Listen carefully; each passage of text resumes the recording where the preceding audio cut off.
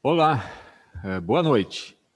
Meu nome é Luiz Fernando Quilici, eu sou o diretor de Relações Institucionais da Associação Paulista das Cerâmicas de Revestimento.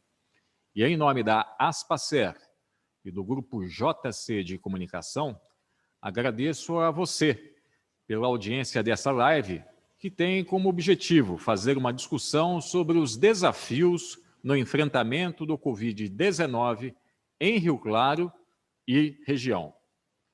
Comigo estão hoje nessa live a doutora Marlirane Dalla Costa Rocha, médica infectologista e coordenadora do Centro de Controle de Infecção Hospitalar do Hospital da Unimed de Rio Claro.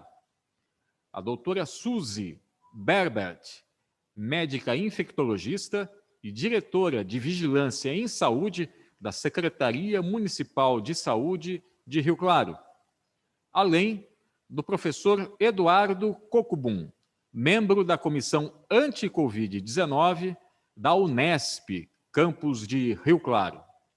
Eu quero agradecer desde já o apoio institucional para essa atividade, que vem da ACIRC, a Associação Comercial e Industrial de Rio Claro, e aí eu mando um abraço ao seu presidente, o Antônio Carlos Beltrame, e ao gerente da ACIRC, o Clóvis Delboni, a Anfacer, que é a Associação Nacional dos Fabricantes de Cerâmica, Louças Sanitárias e Congêneres, através do seu presidente do Conselho Administrativo da Anfacer, Benjamin Ferreira Neto, e do CEO da entidade, Maurício Borges, do CIESP Rio Claro, Centro das Indústrias de Rio Claro, da região de Rio Claro, ao diretor titular Anselmo Quinelato e ao gerente, ao João Zaine, da Copiaspacer, que é a cooperativa de crédito dos funcionários das indústrias cerâmicas da nossa região, através do seu presidente, Vanderly Della Coleta, e também do diretor Almir Guilherme, a OAB, a quarta subseção de Rio Claro, através do seu presidente, Mozart Grandicelli Ferreira. O nosso agradecimento também ao Sindicato dos Trabalhadores do Serviço Público Municipal de Rio Claro, através do seu presidente, Antônio Fernando Davi Tu Reginato, ao presidente do Sindicato dos Químicos de Rio Claro, o meu amigo Francisco Quintino, ao Unesp de Rio Claro, através do professor Alexandre Perinotto, e à Unimed Rio Claro, através do seu presidente, Dr. José Grilo Neto. Esse evento é transmitido ao vivo pelas plataformas do Facebook e do YouTube do Jornal Cidade, onde você que nos acompanha pode fazer a sua interação com todos nós por meio de comentários e perguntas através do chat. No YouTube, o chat se encontra na lateral da sua tela e no Facebook, no canto inferior, no rodapé. Bem, a dinâmica desse encontro de hoje é muito simples. Nós teremos dois blocos. No primeiro, as exposições feitas pelos especialistas que fazem parte dessa live na noite de hoje. E na segunda etapa, as perguntas que poderão ser feitas por você que nos acompanha, e muitas delas nós já as recebemos, já compilamos e já estarão à disposição para que os nossos convidados possam produzir as suas respostas. Nesse momento, para dar início ao debate, eu passo a palavra para a médica infectologista, a doutora Suzy Berbert, médica infectologista e diretora de Vigilância em Saúde da Secretaria Municipal de Saúde de Rio Claro, para a sua intervenção inicial nesses primeiros 10 minutos. Obrigado, doutora Suzy, seja bem-vinda, o espaço é todo seu.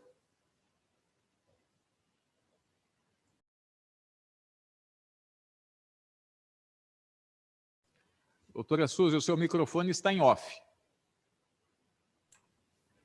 Desculpe. Isso. Boa noite aos ouvintes, boa noite aos presentes, né? Uma honra para mim estar aqui participando desta live, né?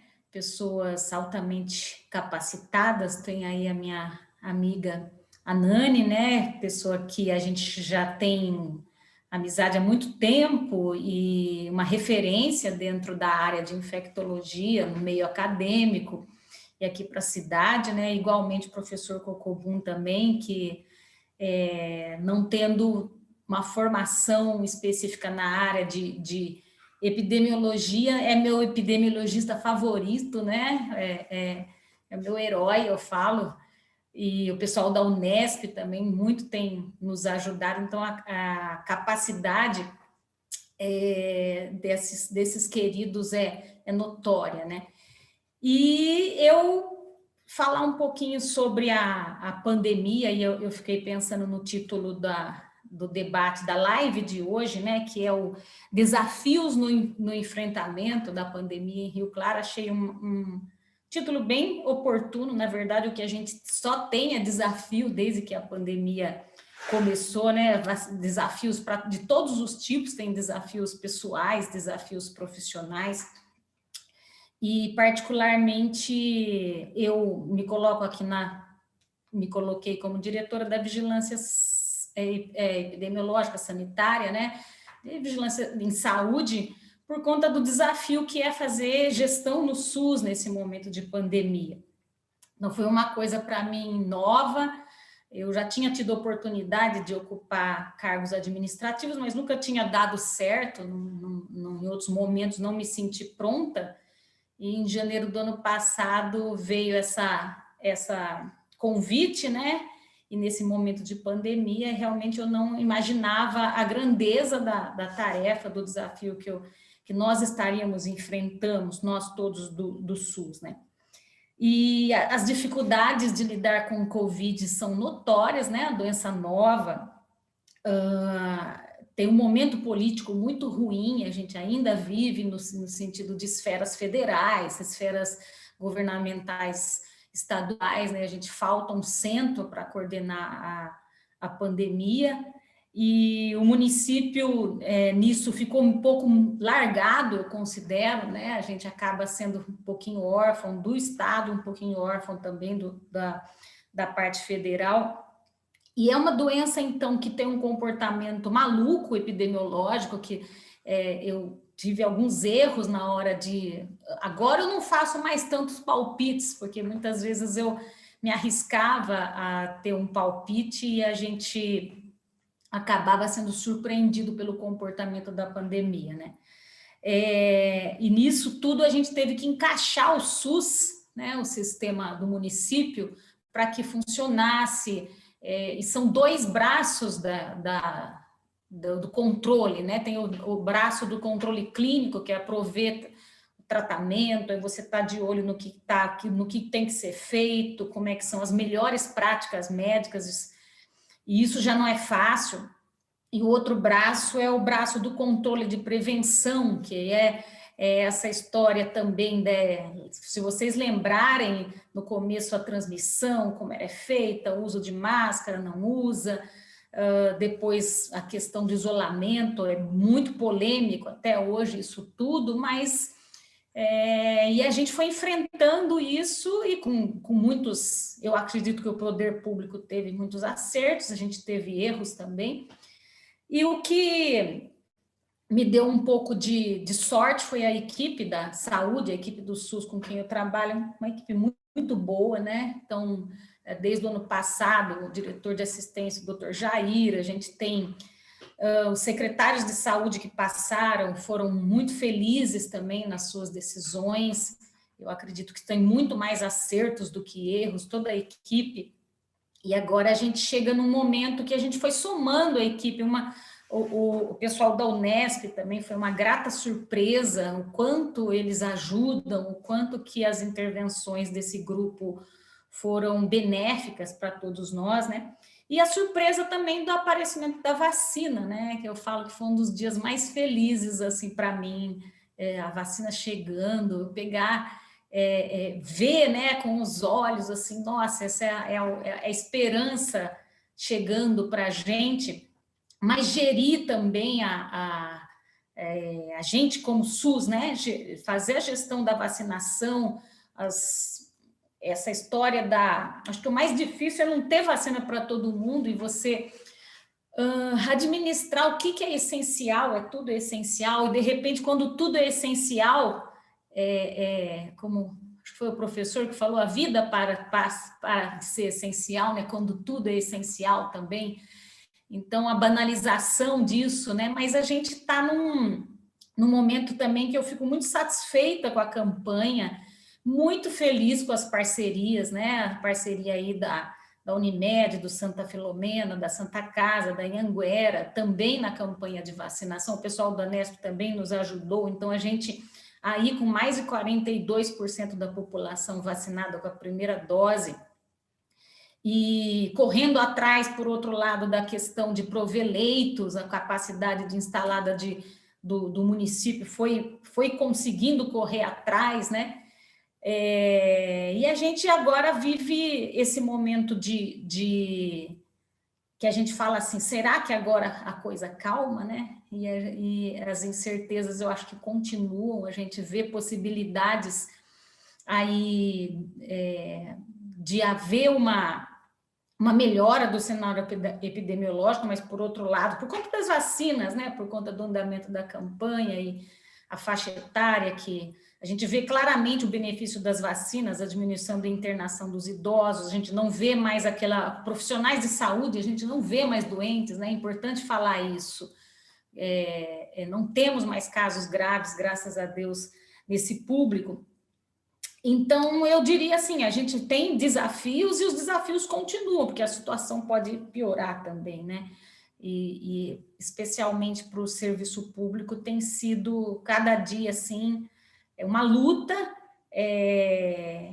a gerência dos problemas e a gerência das possibilidades do que pode haver. Então, de modo que eu vejo essa live com muito bons olhos e, novamente, agradeço muito a oportunidade de estar aqui. Ótimo. Obrigado, doutora Suzy, por essa fala inicial. E agora eu passo a palavra ao professor Eduardo Cocubum, que é membro da Comissão Anti-Covid-19 da Unesp de Rio Claro. Seja bem-vindo, professor. Por gentileza, o espaço é todo seu para essa sua primeira manifestação. Deixa eu ver se eu consigo compartilhar. Queria inicialmente agradecer a oportunidade. Acho que a gente está com desafios gigantescos, né, com relação à Covid.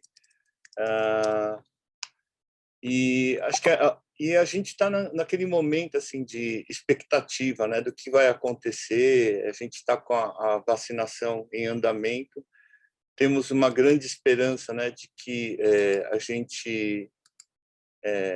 gente consiga enfrentar, né, esse desafio. Né? Estou tentando abrir aqui, mas eu não estou conseguindo. Deixa eu ver. E a gente tem esse grande desafio aí pela frente, né? Tá? E a gente está naquele momento assim que eu diria de muita assim incerteza, né? A gente não sabe, assim, nós estamos levando susto a todo momento, como a Suzy fala, né? A gente se propõe de vez em quando a fazer algumas projeções. Às vezes as projeções são otimistas, outras vezes são pessimistas, e a gente vê que eles caem, né? Tá? E a vacinação traz alguma novidade no cenário, né? Eu ia compartilhar, mas não tá falhando aqui. Então, eu vou prosseguir assim mesmo. Tá? E, na verdade, desde o início da pandemia, a gente já ouviu falar muita coisa, né? Sobre a forma de prevenção, né?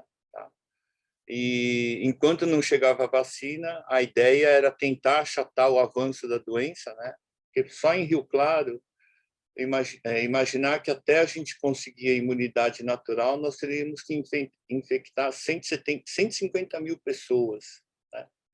E desses, 2% iriam a óbito, né? Seria um desastre, 3 mil pessoas morrendo num prazo curtíssimo, né? Tá?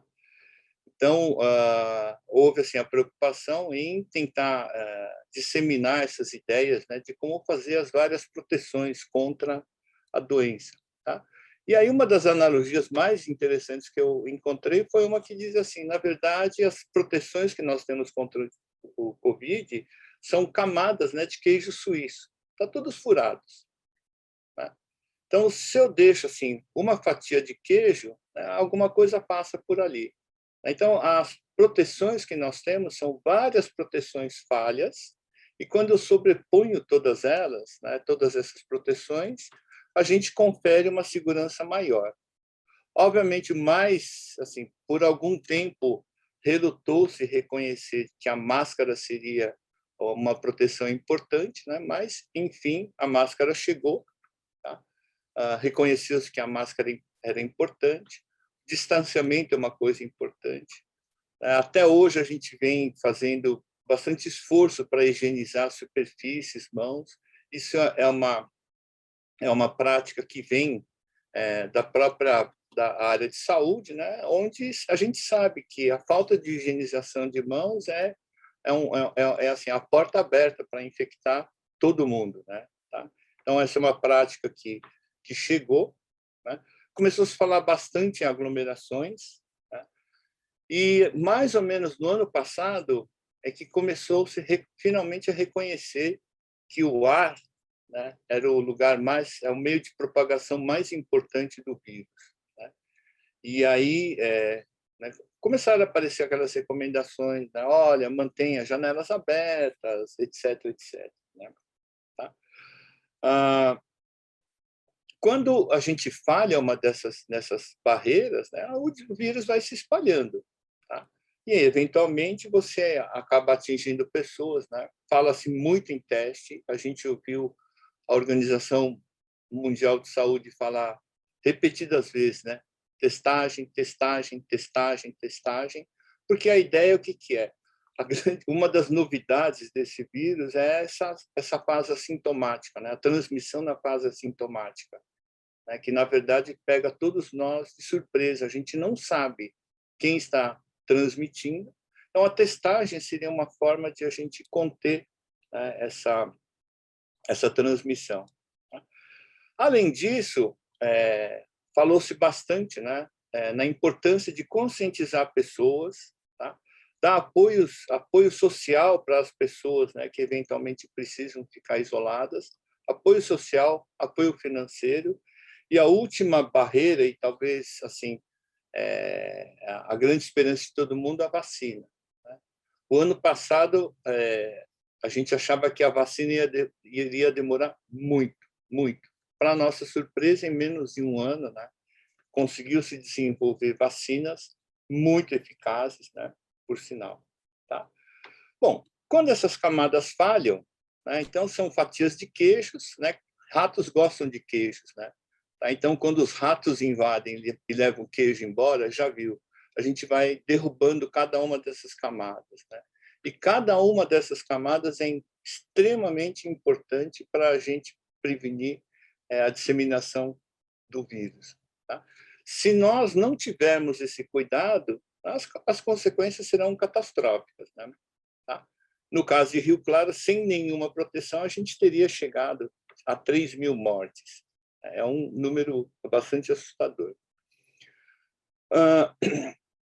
Para vocês terem uma ideia, agora, no dia 14 de junho, a Organização Mundial de Saúde lançou uma nova recomendação sobre o vírus. Tá?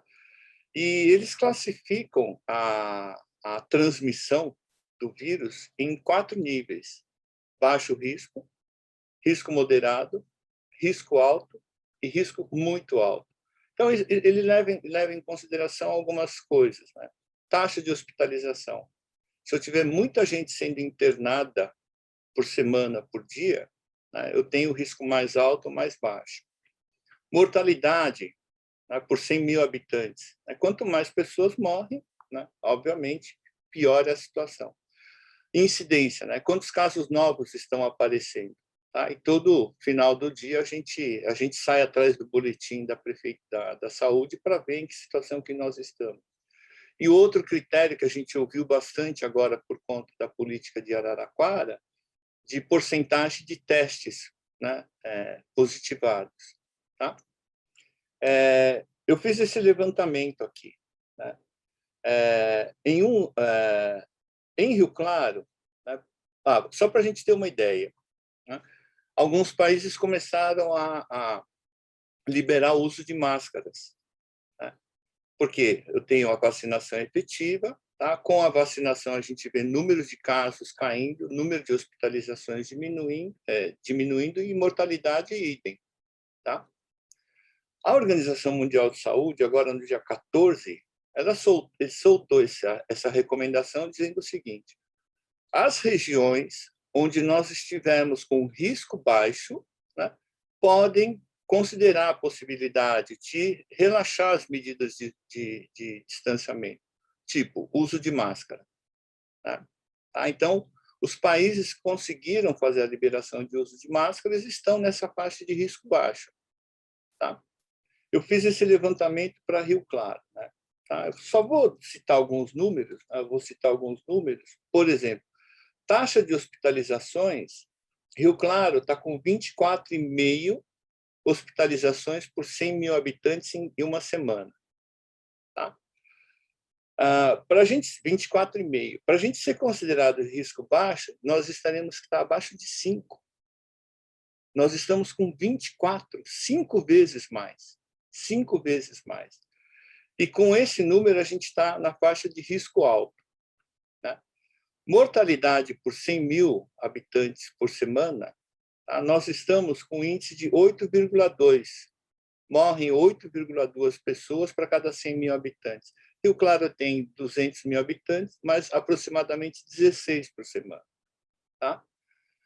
O limite, né, acima de 5 mortes por semana é considerado risco alto. Rio Claro está com 8, muito alto, perdão. Rio Claro está com 8. Nós estamos com um risco muito alto. E a mesma coisa quando a gente fala em incidência, nós estamos com um risco muito alto. O limite para passar para o risco muito alto, por exemplo, é 150. Rio Claro está com 270. 270, quase o dobro.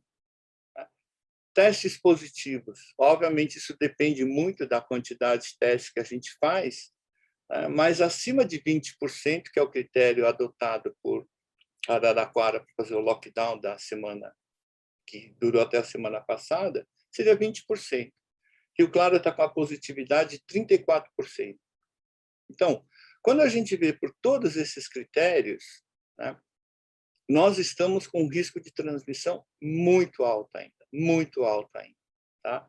E a gente sente isso, né? A gente sente isso na pele, né? Vocês que estão aí na linha de frente, né? Vocês sabem como é que tá? E nós já estivemos, né, entre a primeira e a segunda onda, lá para setembro, outubro do ano passado, nós chegamos à faixa de risco moderado para risco baixo. Então, Rio Claro soube lidar, né, com a situação, né? Tá? Soube lidar com a situação. A gente já chegou a conseguir baixar consideravelmente, né, o risco de transmissão. Tá? A vacinação está avançando e uma das coisas interessantes, eu vou dar só um número, né, para a gente ter uma ideia. A vacinação avançou aproximadamente da seguinte forma. Em fevereiro, vacinamos 80 anos, março, 70 anos, abril, 60 anos. Né? Tá? E aí, se a gente fizesse a proporção de óbitos entre não idosos e idosos, tá? Para cada 100 não idosos, pessoas com menos de 100 anos que morriam 274 idosos. Tá? Para cada 100, morriam 274. Quase 1 para 3. Com a vacinação, isso caiu de 1 para 1 em maio. Tá? Então, pelas contas que nós fizemos na Unesp, a gente poupou até agora, né, até final de maio, com a vacinação, 111 vidas. Tá? Então, assim, das várias fatias de proteção que nós tínhamos, tá? A gente está com a pandemia avançando ainda em patamares muito altos mesmo. Não fosse a vacinação, a gente estaria numa situação muito pior, né? Tá? Infelizmente, a gente não tem muito controle da vacinação, porque a capacidade de vacinação nossa é quase o dobro, quase o triplo, né, Suzy?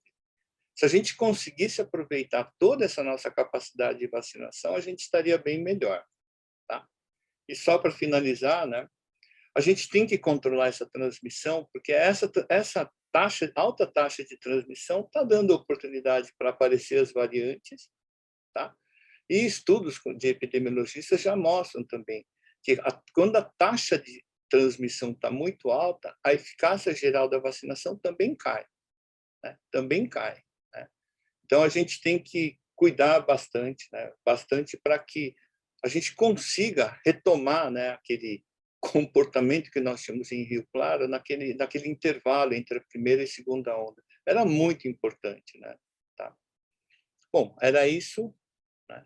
Obrigado pela oportunidade. Vamos lá para... Ok, professor Eduardo Cocubum, obrigado pela sua exposição inicial. E antes de passar a palavra à doutora Nani, eu tenho aqui uma informação que é muito importante para você que é de Rio Claro e está aí atento às informações sobre a vacinação na cidade. Né? Nessa quinta-feira, dia 1º de julho, portanto, amanhã, existe a retomada da vacinação para a primeira e segunda doses. Primeira dose para pessoas com 42 anos ou mais.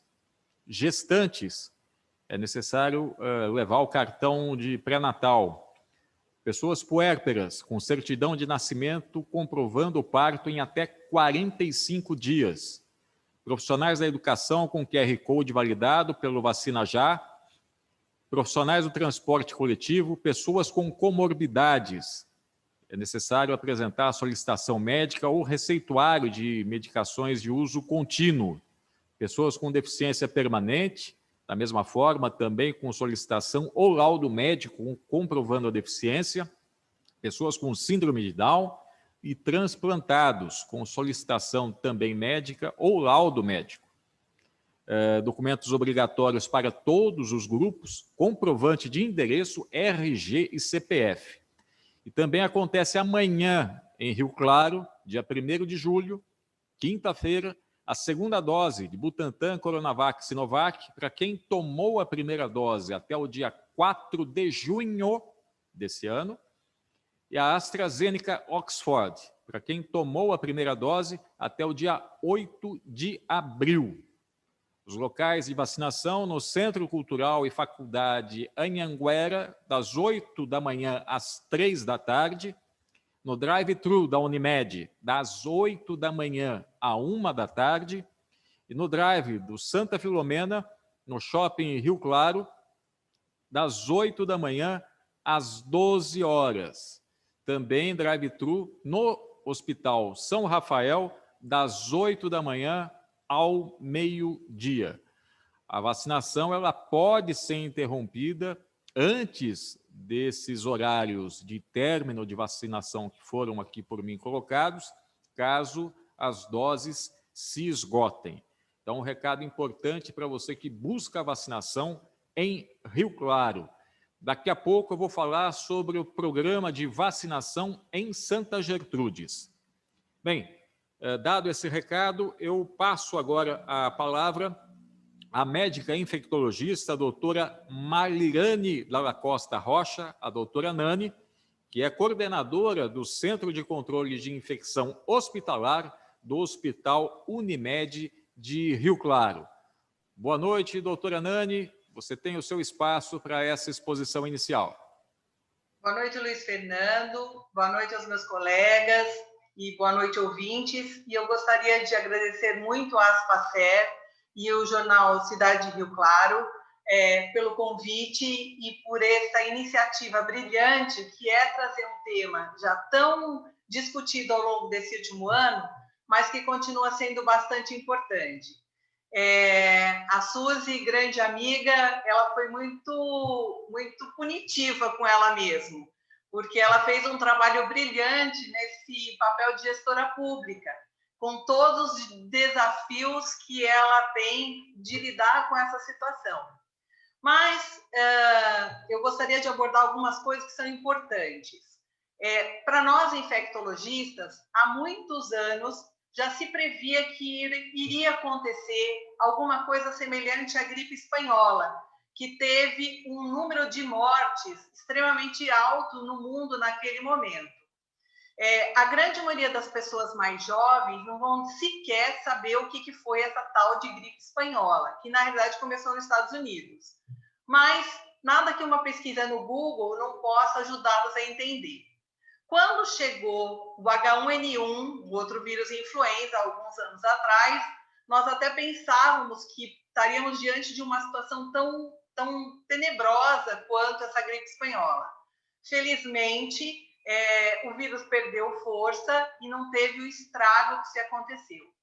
Entretanto, foi uma certa surpresa, e essa certa surpresa ela foi decorrente de que a gente esquece que investir dinheiro em ciência básica é essencial para você fazer previsão, como o professor Eduardo falou. Então, o mundo inteiro desabasteceu os serviços de epidemiologia para com que a vigilância de vírus novos pudessem ser mais pontuais. E nós podemos lembrar que no início da pandemia, lá em novembro de 2019, o próprio coordenador da Organização Mundial de Saúde se posicionou dizendo isso é uma gripinha que não vai ser tão importante.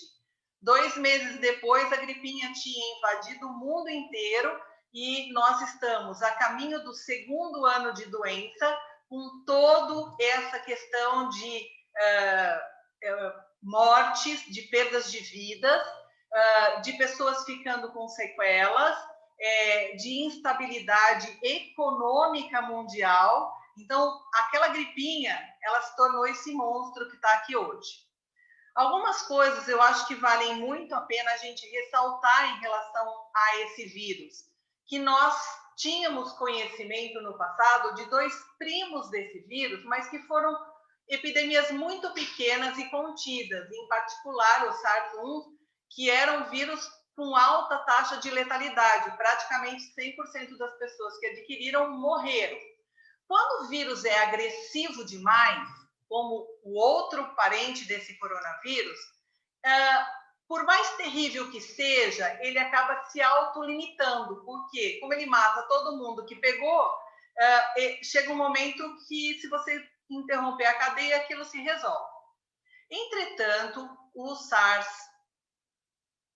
o Covid-19, ele é um vírus, do ponto de vista epidemiológico, muito cruel.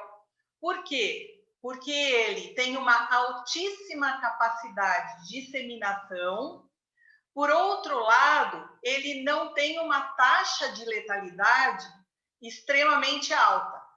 Só que quando eu combino esses 2 fatores, eu passo para muita gente esse número elevado, que foi o que o professor Eduardo explicou, se acontece ao mesmo tempo, e era essa a nossa preocupação muito importante na fase inicial, imaginem 3.000 pessoas precisando de UTI naquele mês. Nós não temos 3.000 vagas de UTI naquele mês. E não se criam 3.000 vagas numa cidade do tamanho de Rio Claro para a UTI de hoje para amanhã. Porque não basta colocar uma cama, não basta colocar um respirador. Eu preciso de profissionais de saúde, o médico, a enfermagem, a fisioterapeuta e toda a cadeia que trabalha dentro do hospital para dar atenção para aquele indivíduo que está deitado naquela cama. Então, o coronavírus veio mostrar uma coisa importante. Existem doenças que elas precisam que a ciência caminhe, que as pessoas compreendam o seu papel mediante aquela doença. Fora isso, há uma expectativa da grande maioria da população da área, não da área de saúde, é que as coisas se resolvam muito rápido. nós cometemos muito erros com essa pandemia, porque a gente tinha previsões baseadas em modelos passados. Eu mesmo, em várias lives, lá no começo, falei, não é para usar máscara. Por que não era para usar máscara naquele momento? Porque a gente queria que todo mundo pegasse? Não, porque existiam estudos evidenciando que o uso inadequado do cuidado, da paramentação, ela poderia gerar mais risco do que benefício. Mas pior do que isso, nós tínhamos um parque fabril que produzia máscara para um determinado consumo mês. E de uma semana para outra, aquilo que se gastava em 3 meses se usou em um mês. Então, o que acontecia? Nós, profissionais de saúde, começamos a ficar desabastecidos e a gente tinha que ter reserva para essas pessoas que estavam na linha direta estarem vivas. Porque se eu erradicasse todos os profissionais de saúde, as pessoas seriam mais penalizadas, elas perderiam mais vidas com isso. Então, é um processo de aprendizado contínuo. Então, o que o professor falou, que os dados epidemiológicos, a gente todo dia tem que correr atrás, sim, isso é verdade. Por outro lado, todas as grandes crises trazem um avanço científico extremamente grande. Quando é que a gente poderia imaginar que, num intervalo de 1 ano, nós teríamos vacinas disponíveis com tecnologias diferentes? Então, eu tenho várias tecnologias, algumas extremamente novas, que, num toque muito rápido, conseguiram chegar ao mercado. Mas é óbvio, tudo isso não chega de hoje para amanhã. Então, cada um de nós temos que compreender o nosso papel nessa pandemia, e o exemplo que o professor Eduardo deu do queijo suíço é a mais pura verdade. Ou seja, eu tenho que saber qual fatia eu sou do queijo. E eu tenho que entender que se eu me ausentar com uma fatia, eu vou comprometer todas as outras. Então, é uma doença que, não, apesar das vigilâncias internacionais, houve uma falha mundial no sentido de identificação mais precoce. Por outro lado, é um vírus com uma altíssima capacidade de transmissão, mas não tão virulento a ponto de ele se auto-extinguir, tá certo? E que, se houver uma participação da responsabilidade, não só da equipe de saúde, não só do poder público, mas de cada indivíduo como um ser independente, isso faz com que a gente possa controlar essa situação mais precocemente. E a própria doença, falando um pouquinho como clínica, ela teve, ao longo desses 1 ano e meio de evolução, uma mudança muito drástica. A Suzy sabe muito bem disso. A primeira onda, nós lidávamos com uma característica de paciente, que eram pacientes idosos, com várias doenças, e que a evolução da doença neste indivíduo tinha uma característica. Esta segunda onda, que aconteceu agora no mês de abril, é como se fosse um outro vírus. Não era aquele coronavírus que nós vimos no ano passado. Isso por conta de quê? De mudanças das características desse vírus pela sua alta capacidade de transmissão. Então, isso vão gerando variantes que vão mudando o curso da doença. Hoje, os principais acometidos com doenças de maior gravidade são pacientes abaixo de 60 anos, principalmente pacientes com obesidade, que nós temos uma epidemia de obesidade no mundo ocidental. Então, mudou, é outra doença, é outra clínica, é outro desenvolvimento da doença e de cuidados que esse paciente requer durante o período de internação nas terapias intensivas. Então, toda essa complexidade, ela só poderá ajustar para um resultado positivo se houver a compreensão de todo mundo, a erradicação de um vírus pior do que o coronavírus, que é a fake news. Então, o fake news hoje, ele é um grande aliado do coronavírus, fazendo com que, ao invés do coronavírus reduza de intensidade de disseminação, ele tem um aumento de proliferação por conta desse vírus via internet associado a ele.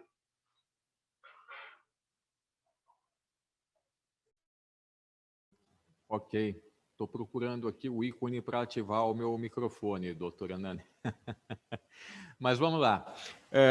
Como esse evento que nós estamos realizando hoje, essa live, que trata do enfrentamento, os desafios do enfrentamento do Covid-19 em Rio Claro e região, que é um evento organizado pelo Jornal Cidade e pela ASPACER, Associação Paulista das Cerâmicas de Revestimento, é um evento ao vivo. Quem está em Rio Claro pôde acompanhar alguns minutos, cerca de 40, 50 minutos atrás, uma grande explosão. E, evidentemente, toda a equipe do Jornal Cidade está acompanhando as informações e vocês terão acesso a novos detalhes dessa ocorrência, acompanhando os canais nas redes sociais do Jornal Cidade e também na edição de amanhã do JC. Mas a gente pode adiantar que o Corpo de Bombeiros está no posto de combustível onde ocorreu essa explosão, às margens da rodovia Washington Luiz. As informações iniciais relatam que o incêndio, a explosão, teria ocorrido em função da existência naquele espaço de uma carreta com combustível que teria explodido no local. Mas nem a causa e nem se há feridos e a quantidade de pessoas feridas, né, ainda não foram levantadas. Mas se porventura nós tivermos a informação aqui, nós estaremos passando para você em função dessa atividade nossa, dessa live conjunta da ASPACER e do JC, está sendo realizada ao vivo. Eu estou aqui com a doutora Marilane Della Costa Rocha, médica infectologista e coordenadora do Centro de Controle de Infecção Hospitalar do Hospital da Unimed de Rio Claro, com a doutora Suzy Berbert, médica infectologista e diretora de Vigilância em Saúde da Secretaria Municipal de Saúde de Rio Claro, e também com a presença do professor Eduardo Cocubum, membro da Comissão Anti-Covid-19 da Unesp Rio Claro. Bem, nós estamos concluindo essa primeira parte da live. Agora eu vou abrir o painel para que as pessoas que estão nos acompanhando pelas redes sociais, Facebook ou YouTube, possam enviar as suas perguntas, né? E na medida que elas chegarem, nós vamos repassar aos nossos convidados. Mas antes de partir para as perguntas, eu quero pedir uma licença aos nossos participantes e a você que nos acompanha, para trazer um recado muito importante da Coop Aspacer, que é a Cooperativa de Crédito dos Funcionários das Indústrias Cerâmicas da Aspacer. Por favor, Eduardo.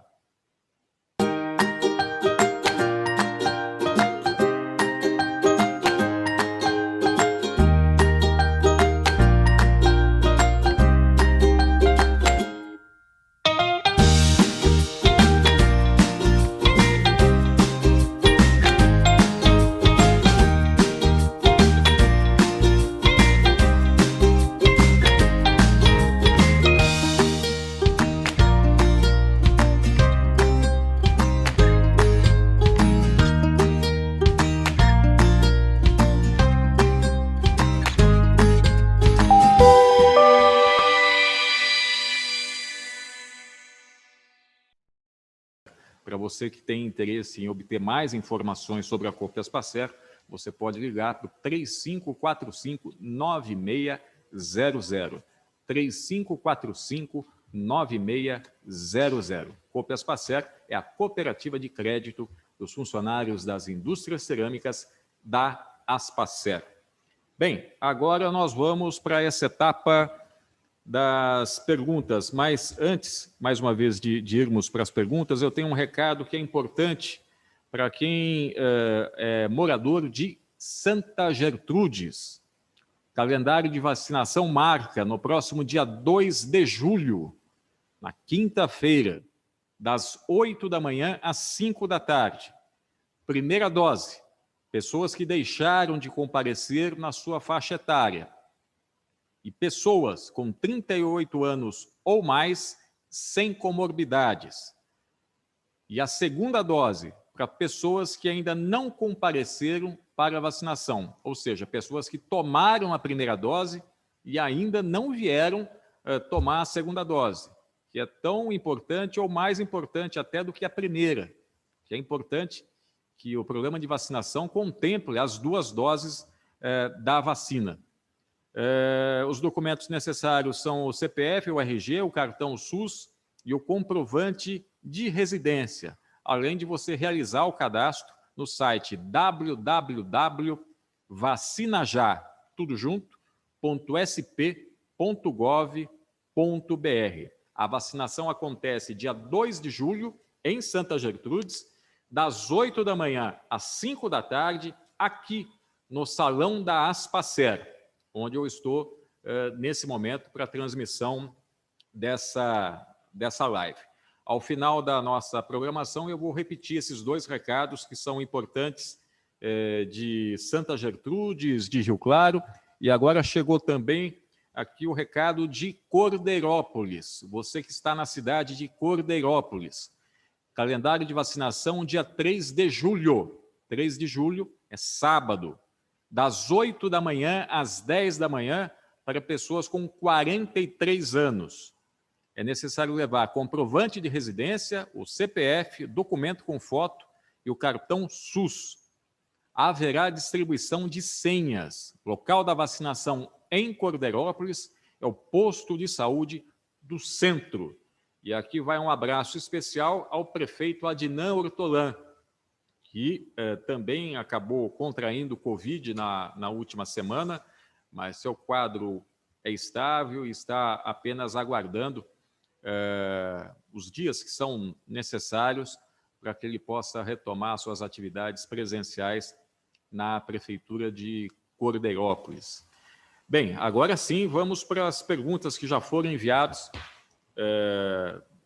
pelo Face, pelo YouTube, também aqui pelos contatos privados da Aspacer, as mensagens no privado. A primeira pergunta para o professor Cocubum. Como está a pandemia em Rio Claro e na nossa região? Eu gostaria até de aproveitar essa pergunta e ser um pouco mais específico, professor Cocubum. Diante dos dados que você tem e que a Unesp também disponibiliza, haveria como fazer uma comparação rápida da situação de Rio Claro com a situação de outras cidades, de outras regiões no estado? Na verdade, a gente está com a pandemia mais ou menos sincronizada no estado, né? Principalmente nessa região mais próxima, né? De Piracicaba, né? Piracicaba, essas cidades mais vizinhas, né? Tá? É uma característica um pouco diferente da primeira onda, que a gente tinha assim, as cidades andando em sentidos opostos, né? Tá? O que a gente vê, uma das coisas que eu disse agora há pouco, é que, segundo o critério da Organização Mundial de Saúde, né, essa mais recente, a gente está numa uma transmissão, né, muito alta, né, altíssima, né? Então, a gente é um momento assim que exige muito cuidado. Por outro lado, são 2 coisas que a gente tem que ver, né? O patamar que estamos, tá? E para onde estamos caminhando. No momento, isso a notícia boa é que no momento a gente vem na descendente, né? Tá? Então, ontem, por exemplo, quando a gente compara a cerca de 2 semanas atrás, como a imprensa tem feito nos grandes jornais, né? A gente teve queda de 32% no número de casos, né? Isso significa, por esses critérios, que nós estamos em redução. Mas o que acho que é importante lembrar, né, é que a gente está com quase 1.800, 900 casos ativos, né? São 900 pessoas que têm possibilidade de transmissão do vírus, né? Tá? Então, a gente está numa... a analogia que dá para fazer seria assim, olha, vamos vir de São Carlos para cá, a gente está na Serra dos Padres, tá? Eu entro ali na descida da Serra dos Padres, eu entrei a 180. Tá? 180 não é uma velocidade viável para descer a Serra dos Padres. Aí eu começo a botar o pé no freio. Tá? Mas como eu vinha muito veloz, eu não consigo frear, né? Eu meto o pé no freio, continua 180, 180, 180. Aí eu começo a ver que a minha velocidade caiu de 180 para 170, para 160. nós estamos nessa situação, né? A gente vinha com a velocidade muito alta, começamos a frear, mas nós ainda não estamos num nível seguro. Então, isso é uma coisa importante. Nós tivemos momentos de três momentos de estresse assim, no sistema hospitalar, né? Tá? Durante a pandemia. Né? E nesses 3 momentos de estresse, todo mundo ficou apavorado com a possibilidade de a gente ficar sem leito, de desassistir pacientes e tudo mais. Aliviou, né? Mas o risco ainda continua. O risco ainda continua. Tá? Nós estamos, assim, só para a gente ter uma ideia, nós estamos com 70 e tantos leitos no primeiro susto, né? Lá para abril, maio. Hoje a gente está com 170 leitos, né? Mais que dobramos o leito. Né? Então, é assim, a situação que nós estamos é assim, aliviamos, né? Começamos a frear, mas ainda não estamos numa velocidade segura para passar por aquele radarzinho de 80 km por hora. Né? Tá? Essa é a situação que a gente está. E essa situação é uma situação que está disseminada na região. Né? Então, é assim, é uma coisa bastante complicada. Né? Antes a gente conseguia conter num único município. E agora parece que não. Né? A gente tem assim, muita troca, né, entre municípios. Né? Essa é a situação que eu vejo. Ok, professor Eduardo. Eu vou agora passar para uma pergunta que é feita à doutora Marlirane. Eu vou ter que chamar a doutora Marlirane de doutora Nani. Fica mais fácil, eu não enrolo tanto a língua. Vamos combinar dessa forma, doutora Nani, para ficar mais fácil. Vamos lá. A pergunta é feita por Meirut. Doutora Nani, quantos leitos de UTI Covid o Hospital da Unimed tem em Rio Claro? Bom, em primeiro lugar, Luiz Fernando, sinta-se à vontade para chamar de Nani, não tem problema nenhum. Desculpa, o nome da pessoa é Ruth? Ruth, que fez exatamente, Meirut. A gente não tem que ficar perguntando quantos leitos o hospital A, B ou C tem disponível de leitos. Por quê? Porque ele pode ter 100 leitos, mas eu ser a 100ª pessoa, para mim já não vai acontecer aquele leito. Eu já não vou ter esse leito disponível. Todos os hospitais do Brasil e do mundo criaram planos estratégicos para utilizar outras áreas do hospital, não só o espaço físico UTI, como leitos de UTI.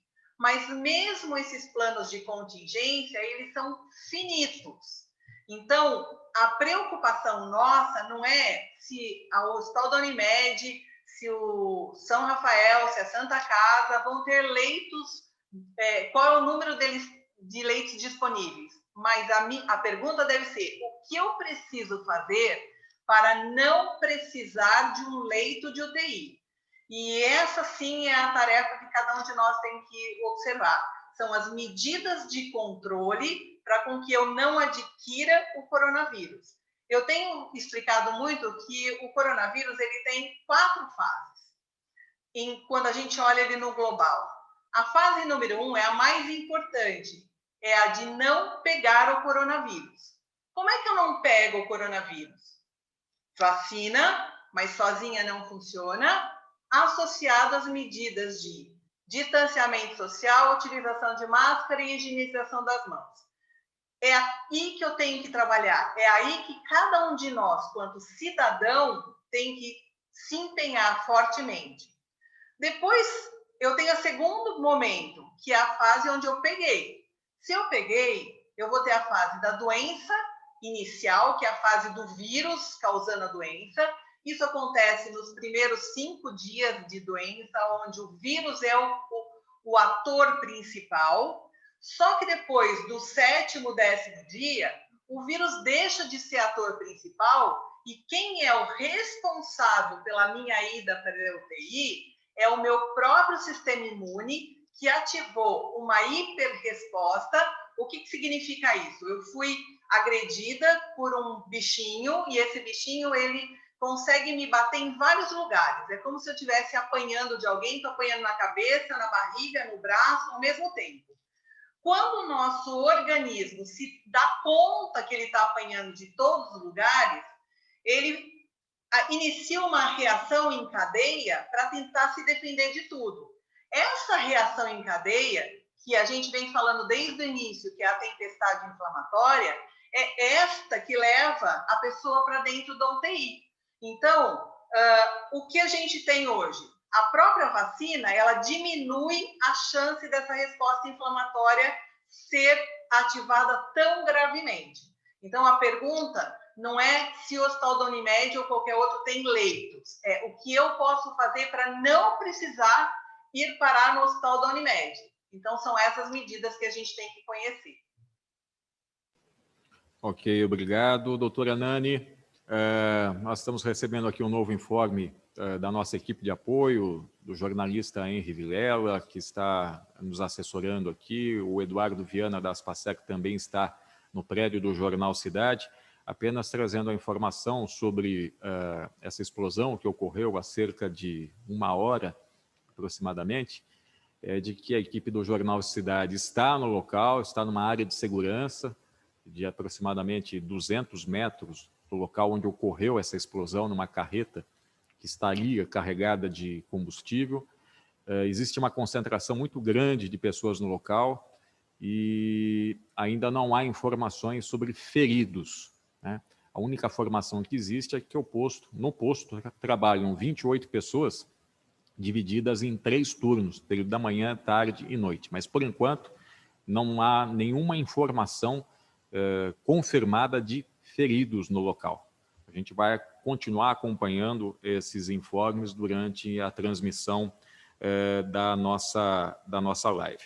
Eu tenho aqui uma pergunta para a doutora Suzy Berbet, que é uma pergunta que costumeiramente acontece no dia a dia e refere-se à transmissão do vírus pelo contato de superfície, com utensílios, objetos, roupas, enfim. Doutora Suzy, do ponto de vista da infectologia, a sua visão, como está hoje essa questão relacionada à transmissão pela superfície? Ela acontece de fato ou não? Existia uma visão inicial de que a transmissão pelo contato de superfície inicialmente haveria grandes possibilidades do contágio do coronavírus. Hoje parece que existem opiniões divergentes a respeito desse tema. A gente gostaria de ouvir a sua posição. Então, no começo, haviam fortes suspeitas e a gente não sabia ainda como que era a dinâmica de transmissão do vírus. À medida que o tempo foi passando, houve um esclarecimento e a gente sabe que hoje a transmissão respiratória responde por mais, ou pelo menos 90% dos casos de transmissão. Então, a transmissão por superfícies é alguma coisa que depende de muitas variáveis, né? Eu preciso ter expelido o vírus, eu preciso estar com a doença, expelido o vírus naquela superfície, o vírus se deposita ali, e aí a outra pessoa chegar e tocar aquelas superfícies, e tem que ser tocar com material ainda fresco, vamos dizer, não pode ser, o vírus não é, ele até tem uma capacidade de sobrevivência, ele até pode ser encontrado em alguma superfície, mas encontrado numa quantidade que seja suficiente para causar uma infecção que vá para frente no meu corpo, aí é bem mais difícil. Então, a possibilidade de eu tocar aquilo numa quantidade grande e em seguida eu levar as mãos à minha boca ou às minhas mucosas para que eu possa ser contaminada. Então, por exemplo, essa questão de roupa praticamente é descartado isso, né? Quando existe um contato por superfícies, é por mãos mesmo. E essa história de usar tapetes sanitizantes ou borrifar substâncias nas coisas ou naquela história nos produtos do supermercado, a gente não recomenda mais. Isso foi já definido mesmo como a maneira de transmissão predominante sendo a respiratória. Então, eu tenho que respirar. Agora, respiratória também envolve aquela história de o vírus, ele pode ser transmitido por distâncias mais curtas, que é o mais importante, mas existe também a possibilidade dele se dispersar no ar e ser levado, né, que a gente fala de aerossóis, então ambientes fechados, em locais, dependendo do tipo de procedimento, ou se eu falo, eu estou eliminando, se eu grito, eu estou eliminando mais, se eu canto, então eu formar mais partículas e mais tipos de partículas e facilitar a transmissão. Por causa disso, da importância, então, do uso de máscara, fica evidenciado. Ok, doutora Suzy, eu tenho aqui alguns comentários, né? O doutor José Alexandre de Jesus Perinoto, Alexandre Perinoto da Unesp, dizendo que essa live está sendo bastante esclarecedora e que é importante ressaltar, sim, a relevância da vacinação em 2 doses para as vacinas que estão à disposição e que necessitam de 2 doses para melhor potencializar a imunidade das pessoas. E não importa qual a vacina. Tem aqui também uma pergunta que é feita, e eu vou endereçar ao professor Eduardo Cocubum. O professor Alexandre Perinoto pergunta: como se mede o índice RT, que mede a transmissão da doença, professor Eduardo? Esse termo RT é um termo que nós ouvimos praticamente todos os dias, já há 16 meses, dentro do noticiário do Covid. Mas muita gente ainda tem dúvida o que é RT e como se mede esse índice de transmissão da doença. Bom, um cálculo, assim, bom, é melhor falar do conceito que é, né? O RT, ele é um cálculo do número de pessoas que têm uma infecção secundária, né? Por exemplo, né? Se eu tenho 100 pessoas com infecção hoje, para quantas pessoas essas 100 pessoas vão transmitir o vírus, né? Quando eu tenho RT de 1, isso significa que cada pessoa está transmitindo para uma outra pessoa. Se eu tenho 10, vai transmitir para 10 pessoas. Em média, aí, pelos dados epidemiológicos, em torno de 4, 5 dias, né? Tá? Então, o cálculo da RT é feito com base nisso, né? A gente sabe quantas pessoas estão infectadas hoje, né, positivadas hoje. Eu acompanho a evolução durante uma semana, 14 dias, né? E eu calculo o número de pessoas, né? O número de pessoas que supostamente teriam sido infectadas por aquela infecção primária, né?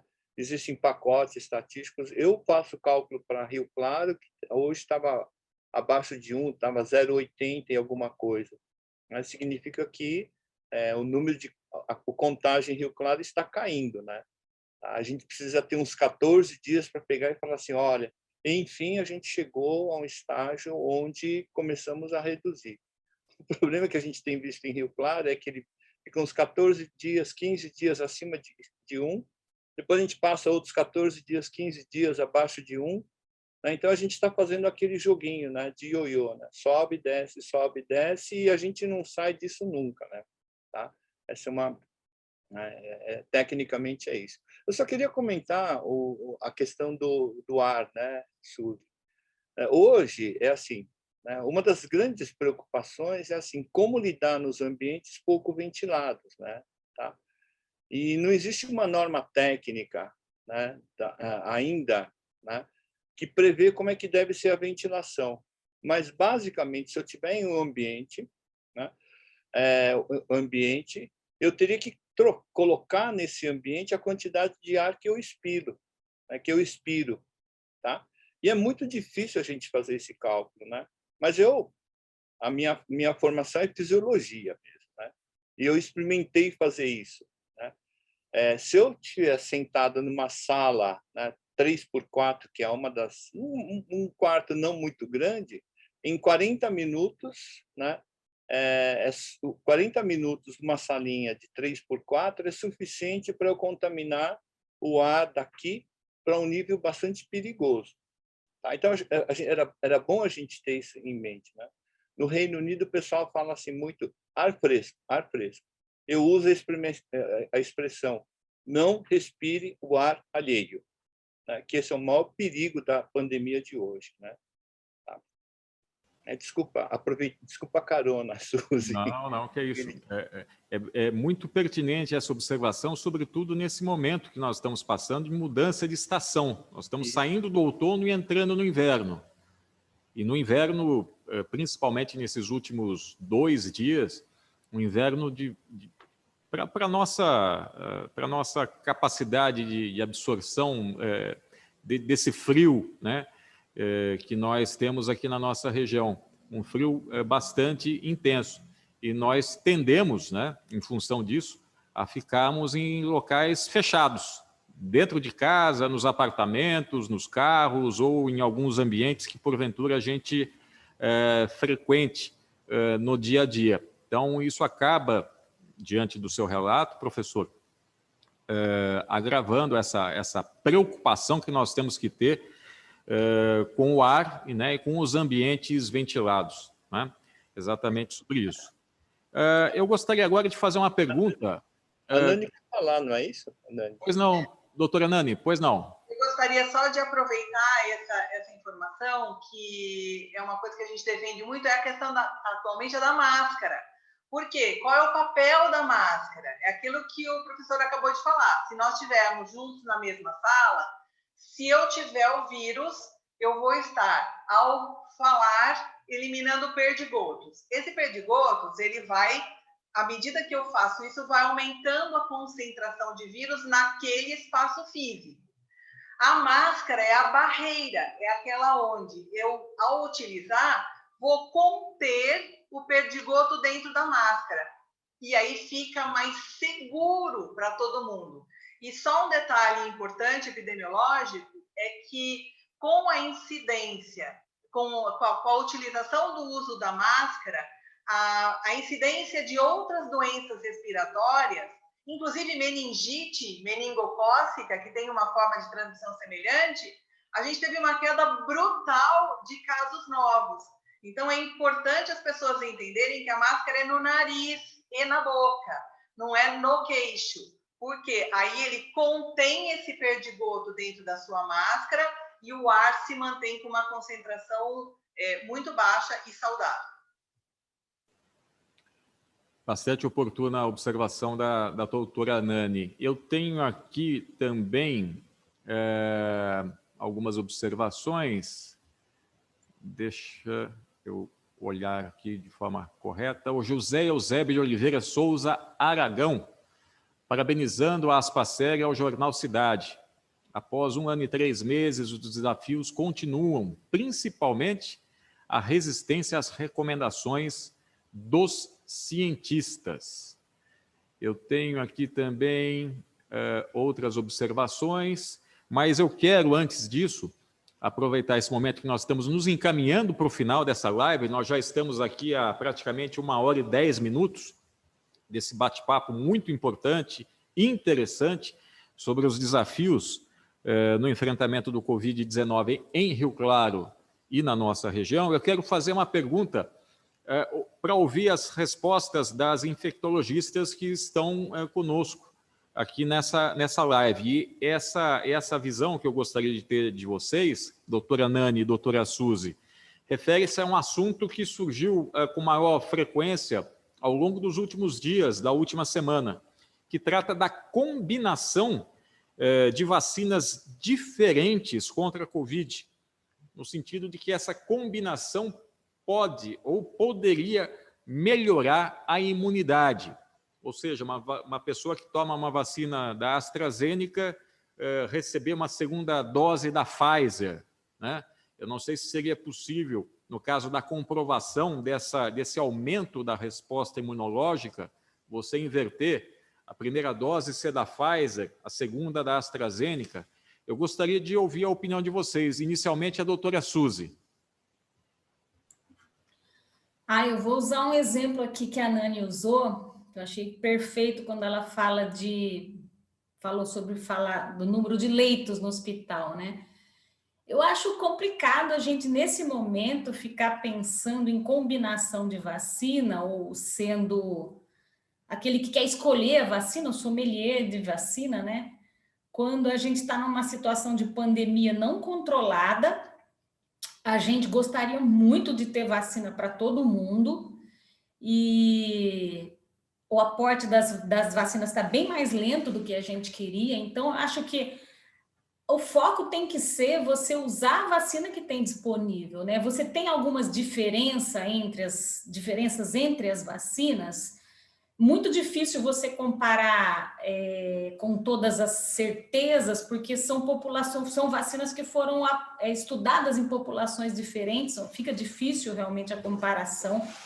Mesmo que haja uma certa superioridade, a gente acredita que quando você usa isso em nível de saúde pública, num número muito grande de pessoas, isso acaba sendo minimizado, né? A gente vê aí, por exemplo, a história de Serrana, né? Como foi a vacinação está sendo bem sucedida para aquela população. Então, dentro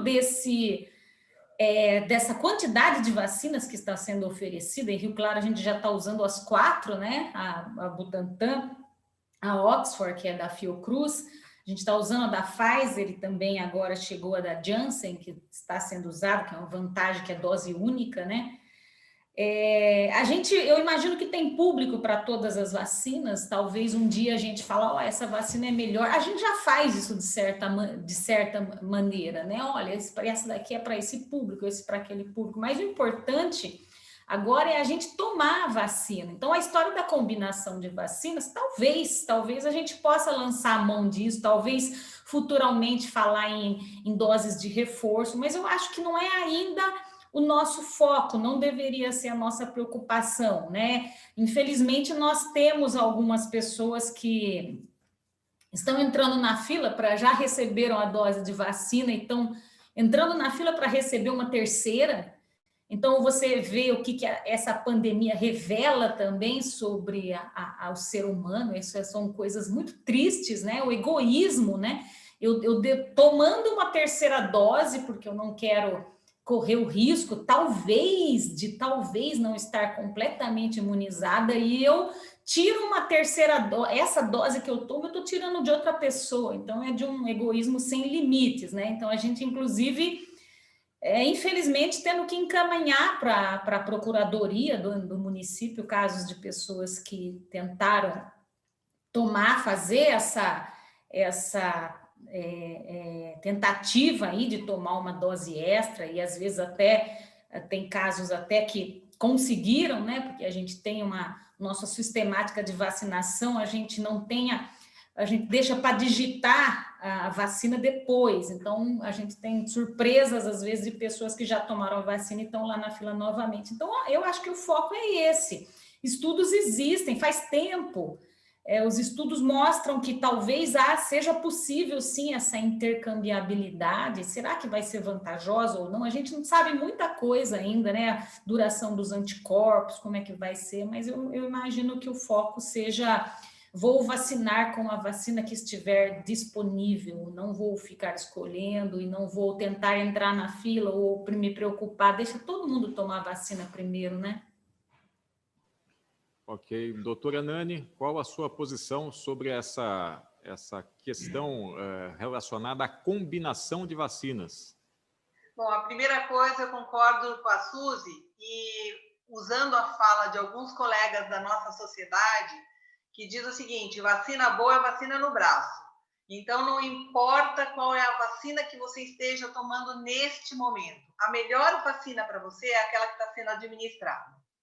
O que as pessoas precisam compreender é que o que você toma agora é lucro. É perfeito? Não. Mas nós temos duas variáveis importantes. A primeira é que são as diferenças entre as vacinas.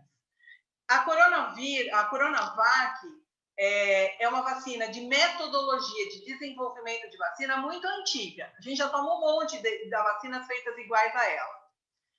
estatisticamente, os números de pessoas que mostram anticorpos, ele é das menores. Entretanto, quando a gente vê estudos populacionais em larga escala, que foi feito no Uruguai e no Chile, que tiveram uma altíssima taxa de população vacinada com essa vacina, os resultados deles foram brilhantes, inclusive superiores na população geral, de incidência de internação, de mortalidade, do que outras vacinas que evidenciaram um número de anticorpos melhores. A segunda questão é que todas as vacinas podem ser boas hoje, mas nós temos um problema operacional, que são o surgimento de variantes. Variantes são vírus com características muito semelhantes, mas não iguais. Mais ou menos, as pessoas precisam entender que a infecção viral, ela é diferente da infecção bacteriana. A infecção bacteriana, quando eu pego uma bactéria, ela não precisa de nenhuma célula minha, ela só tem um espaço meu para se desenvolver, mas ela cria ela sobre ela mesma. O vírus, diferentemente, ele precisa penetrar na célula daquele hospedeiro, daquele paciente, para usar o DNA do hospedeiro, do paciente, e fazer cópias dele mesmo. O que acontece nessa passagem? Podem acontecer variações, criação de mutação. E essa mutação, quando ela termina, ou eu vou criar um vírus que não é efetivo, ou eu vou criar um vírus que é mais poderoso, que é o que nós observamos com a variante amazônica, que é o que nós observamos com a variante da África do Sul, que é o que nós observamos com a variante inglesa, e agora pior ainda com a variante indiana que está chegando. As vacinas todas que estão disponíveis hoje foram desenvolvidas com material genético da variante chinesa, do que começou. Então, como vai ser essas respostas no futuro, eles estão sendo medidos ainda. Por isso que eu tenho que vacinar com qual? Aquela que estiver disponível, porque aquela é a melhor para mim naquele momento. Ah, mas a minha é da Pfizer, do outro é isso. Não tem problema, porque a combinação do todo vai ter uma redução do número de casos. Ao ter uma redução do número de casos, eu diminuo a chance de ter variantes novas. E como essas vacinas se comportam em relação à variante indiana, estão se analisando os dados para saber a eficácia. Como estão se testando a combinação, não só de vacinas diferentes, de plataformas de desenvolvimento de vacina diferente, mas inclusive aumentando doses de reforço. Então, é muito provável que, na hora que nós acabarmos esse ciclo de vacinação de toda a população mundial, não é brasileira, porque não adianta nada eu vacinar um ou dois países e deixar 5 descobertos, porque a variante vai reemergir lá e vai chegar aqui. Então, o mundo inteiro tem que ser vacinado. A hora que isso terminar, a gente vai ter noção melhor se vai precisar vacinar anualmente ou não, como a da gripe, qual plataforma, se foi a de RNA que foi utilizado da Pfizer, se foi usando um vírus para carregar o material genético, que é o da AstraZeneca, da Oxford ou a da Janssen, ou se é simplesmente pegando o vírus e inativando ele, que é o caso da Coronavac. Essas respostas nós não temos. Essa resposta nós vamos começar a ter num futuro próximo, porque isso está se correndo muito. Mas é importante que, para conter a distribuição universal e democrática do vírus, que a gente se vacine, porque é o único jeito da gente se proteger. Ok, doutora Nani, nós estamos aqui ao vivo com a live Os Desafios no Enfrentamento do Covid-19 em Rio Claro e na região. E mais um informe rápido sobre esse acidente que ocorreu em Rio Claro, uma grande explosão numa carreta que estaria carregada de combustível num posto às margens da rodovia Washington Luiz em Rio Claro. A gente recebe aqui a informação através do nosso assessor de imprensa, o Henry Vilela, que está aqui na nossa retaguarda e em comunicação com a equipe do JC, do Jornal Cidade, dizendo que agora a equipe do JC, há poucos momentos, conversou com a proprietária da churrascaria que fica dentro do posto. E ela informou que todos os funcionários da churrascaria foram retirados do local e os feridos encaminhados para uma UPA em Rio Claro. Ainda não há informações sobre a gravidade dos feridos. Bem, eu quero aqui, nós já estamos chegando agora, de fato, ao final da nossa live. Eu tenho aqui alguns comentários da May Ruth. Parabéns à doutora Suzy pela sua conduta na pandemia. Comentário também do professor José Alexandre Perinoto, dizendo que a experiência da vacinação em massa em Botucatu também foi muito bem sucedida. Ele faz uma comparação com a vacinação de Botucatu com a da cidade de Serrana. Ele também complementa dizendo que ele acredita que a vacinação do Covid vai passar a ser anual, como a da gripe. Tenho também um comentário do Disseu Alves Pereira Júnior. Parabéns para a Aspacer e também aos palestrantes, que são muito capacitados e têm uma boa didática.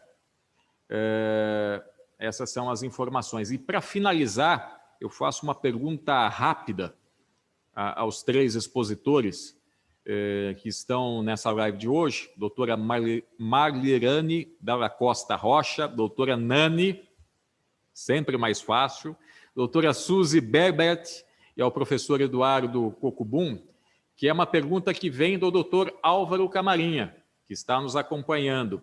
É uma pergunta que eu faço aos três e de forma muito sintética, objetiva. Na visão de vocês três, o que mais falta, ou o que mais faltou, durante todo esse período de pandemia, ao longo desses praticamente 16, 17 meses, quase um ano e meio de enfrentamento da pandemia, no conjunto geral da obra? O que mais faltou de intensidade? Comunicação, fiscalização, bons exemplos. Na opinião de vocês, onde nós mais erramos? Eu começo pelo professor Eduardo Cocubum. Faltou, acho que a Suzy deu a dica, né? Faltou uma coordenação geral, porque nós ficamos, assim, a capacidade que nós temos local para uma crise com essa gravidade, a gente precisaria de uma coordenação melhor, né? Até hoje, a gente não tem protocolos, né, de enfrentamento da pandemia. Acho que isso é muito sério, né? Então, tinha que ter um documento feito esse, que eu falei da OMS, o CDC nos Estados Unidos fez, vários países do mundo fizeram isso. A gente ficou às cegas nesses 460 dias aqui em Rio Claro, né? A gente ficou às cegas. Eu acho que isso é o pior de todos, né? Então, as fatias de queijo suíço precisam ser colocadas ali de uma forma coordenada. Eu acho que a ausência disso, né, derrubou, né, é como eu falei, nós tivemos ratos comendo as fatias de queijo. Esse tipo de sabotagem é terrível. A falta de coordenação é o pior de todos, Agora eu passo a palavra à doutora Suzy Berbert. O que me ocorre também, né, que a gente não teve um direcionamento central, aquela pessoa, aquele grupo orquestrando, conduzindo a crise. Então, nós vemos que os municípios, os estados tiveram que tomar, às vezes, medidas isoladas, né, foram abandonados, mas nós não somos uma ilha. Então, mesmo quando a gente fala a gente teve dificuldade em Rio Claro, de repente, quando a gente resolve fazer medidas mais restritivas em Rio Claro, outras cidades da região simplesmente não aderindo ou até, às vezes, gerando situações complicadas, né? Porque convidando, às vezes, os munícipes para fazer compra em outro local, porque... Então, a gente não é uma ilha. Então, o país, o mundo, é um aprendizado que a gente tem na pandemia. Tudo que acontece para fora repercute na gente. E eu acho que o Estado tentou fazer alguma coisa, o município tentou, e a gente foi aos trancos e barrancos, mas se a gente tivesse tido um direcionamento só, nossa, com certeza o número de mortos, o estrago seria muito menor, né? E além de não ter gente ajudando, é o que o professor falou, tinha gente atrapalhando. Então, tem coisas que caíram em descrédito. Nós vemos que, por exemplo, hoje o isolamento, as medidas mais restritivas, é muito fácil as pessoas falam lockdown não funciona, ou isso não funciona. Quem fala que não tem interesse. Claro que a literatura fala que funciona. Uma coisa mal feita não funciona mesmo, né? Então, a gente vê assim, o uso de máscara, as autoridades, muito descrédito das medidas que foram sendo tomadas, né? Então, até a máscara, a questão da terapia precoce. Então, a gente vê muito as fake news, como a Nani falou, anticientificismo, negacionismo, então tudo isso atrapalhando, que isso tudo teria sido muito minimizado se a gente tivesse uma coordenação. Obrigado, doutora Suzy. Doutora Nani, onde nós erramos? Na comunicação, na fiscalização, nos bons exemplos? Onde erramos? Eu acho que o principal problema foi, além daquilo que a Suzy e o Eduardo já comentaram, foram os bons exemplos. Nós vivemos hoje numa sociedade muito ligada às mídias sociais. E, infelizmente, não só em relação ao poder político, mas as pessoas físicas e jurídicas que são influencers e que poderiam ter mostrado que prevenção é importante, que o coronavírus não é uma gripinha. A gente viu exatamente o contrário. Então, nós ouvimos e vimos jogadores de futebol que causam um impacto muito grande na população jovem. Nós vimos cantores, nós vimos atores, nós vimos os influencers digital assumindo uma posição equivocada. Até dava uma mensagenzinha a favor de cuidados, mas estavam nas suas ilhas, nos seus iates, nos seus apartamentos e nas suas mansões, fazendo festas gigantescas e sem nenhum cuidado. Então, se essa pessoa, que é minha referência, pode fazer uma festa com 500 pessoas, por que eu não posso fazer um churrasco no final de semana com a minha família e com os meus amigos? Nós sempre pensamos só nas grandes situações como os responsáveis. O governo não fez isso, aquele não fez isso, ou a Unimed não quis atender o paciente, ou a Santa Casa não quis atender o paciente.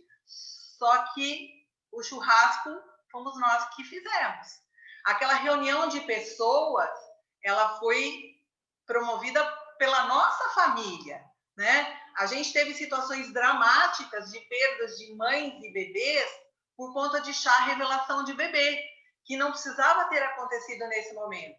E exatamente porque quem deveria ter dado, as pessoas que deveriam ter dado bons exemplos, não o fizeram. Então, é um momento de reflexão que a gente tem que olhar e, obviamente, não se pautar em informações que são fake news. E a imprensa tem uma responsabilidade de não ser achismo, né? Ouvir as pessoas certas e ser menos partidária. Então, Covid não depende de partido político. Covid não depende de ideologia. Covid depende de ciência. E a ciência também não pode se contaminar por isso. E o mais importante, que quem pode e quem é influenciador, dê bom exemplo. Obrigado, doutora Nani. Eu tenho aqui mais as duas últimas observações. A Maria da Conceição, parabenizando a todos. Muito importante, com informações de qualidade e credibilidade. O Adilson Roberto Gonçalves, muito boa a conversa e os esclarecimentos feitos. Eu também aqui informo que nós chegamos aí a um pico de audiência simultânea com 280 pessoas assistindo de forma simultânea essa transmissão, essa live, que evidentemente ficará gravada e estará à disposição nos canais do YouTube, do Facebook, do Jornal Cidade, e também na estrutura de mídias digitais da Aspacer. Eu quero aqui, finalizando, agradecer as participações da doutora Marilane Della Costa Rocha, a doutora Nani, que é médica infectologista e coordenadora do Centro de Controle de Infecção Hospitalar do Hospital da Unimed de Rio Claro, a doutora Suzy Berbert, que é médica infectologista e diretora de Vigilância em Saúde da Secretaria Municipal de Saúde de Rio Claro, e também ao professor Eduardo Cocubum, que é membro da Comissão Anti-Covid-19 da Unesp de Rio Claro. E, nesse fechamento, eu gostaria de aproveitar esse espaço em nome da Aspacer, em nome do Grupo JC, e tenho a certeza que eu falo também em nome de muitas pessoas, a maior parte das pessoas, ou de todas as pessoas da nossa região, do estado de São Paulo e do país, no sentido de prestar uma singela homenagem às pessoas que, infelizmente, deixaram o nosso convívio familiar em função dessa grave pandemia que todos nós estamos enfrentando já há 1 ano e 4 meses, praticamente 1 ano e meio. Nunca na história vivenciada por nós que estamos aqui, vivemos momentos tão difíceis e delicados. O importante é saber que nós temos uma luz a ser seguida, que é a vacina, que se encontra já no meio de todos nós, e torcer para que ela seja ampliada, essa capacidade de produção de vacinas e atendimento das nossas comunidades, das pessoas que precisam ser vacinadas. A vacina é o único caminho capaz de nos tirar de quadros graves enfrentados pelo Covid. Então, fica aqui a nossa mensagem de solidariedade às pessoas que tiveram familiares, parentes, amigos que nos deixaram em função dessa pandemia. E, ao mesmo tempo, ressaltar a importância do profissional que atua na área da saúde, seja ele o médico, o técnico em enfermagem, a pessoa que trabalha na área de alimentação das unidades de saúde, públicas ou privadas, o pessoal da segurança, o pessoal que trabalha com a produção e a distribuição de insumos médicos hospitalares, que são muito importantes nesse momento e que estão se dedicando de forma diuturna, de maneira permanente, para cuidar da saúde de todos nós. Eu tenho absoluta certeza, eu não sou médico, mas nós estamos com 2 médicas aqui e um professor que é ligado à área da ciência. Eu tenho certeza que esses 14 meses foram absolutamente desgastantes do ponto de vista do trabalho, do esforço, seja ele físico e intelectual, para poder resistir e atuar, continuar atuando com muita competência e com muita disciplina no sentido de salvar vidas. Então, fica aqui essa nossa homenagem, e eu gostaria que, de maneira singela, para homenagear os profissionais da área da saúde, eu gostaria que os companheiros, doutora Suzy, doutora Nani e o doutor Eduardo, abrissem os seus microfones aqui junto comigo. Por favor, abram os seus microfones, para que a gente, de uma forma simbólica, possa dar uma salva de palmas aos profissionais da saúde que têm nos acompanhado nesse momento de imensa dificuldade.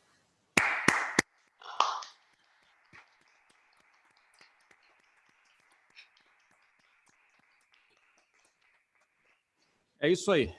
com essa homenagem aos profissionais da área da saúde, a solidariedade às pessoas que perderam amigos, familiares, a gente encerra essa live produzida em parceria da Aspacer, da Associação Paulista das Cerâmicas de Revestimento, com o Jornal Cidade. Eu agradeço, mais uma vez, o apoio institucional que nós recebemos de diversas entidades, importantes entidades da nossa região, a ACIRC, Associação Comercial e Industrial de Rio Claro, a Anfacer, que é a Associação Nacional dos Fabricantes de Cerâmica para Revestimento, Louças Sanitárias e Congêneres, do Centro das Indústrias do Estado de São Paulo, Regional de Rio Claro, Ciesp Rio Claro, a COP Aspacer, que é a cooperativa dos trabalhadores das indústrias cerâmicas da Aspacer, da Ordem dos Advogados do Brasil, a 4ª subseção de Rio Claro, ao Sindicato dos Trabalhadores do Serviço Público Municipal de Rio Claro, do Sindicato dos Trabalhadores das Indústrias Químicas de Rio Claro e região, a Unesp Rio Claro e também a Unimed de Rio Claro. Tenham todos uma boa noite e nós nos vemos numa outra oportunidade. Obrigado, até mais.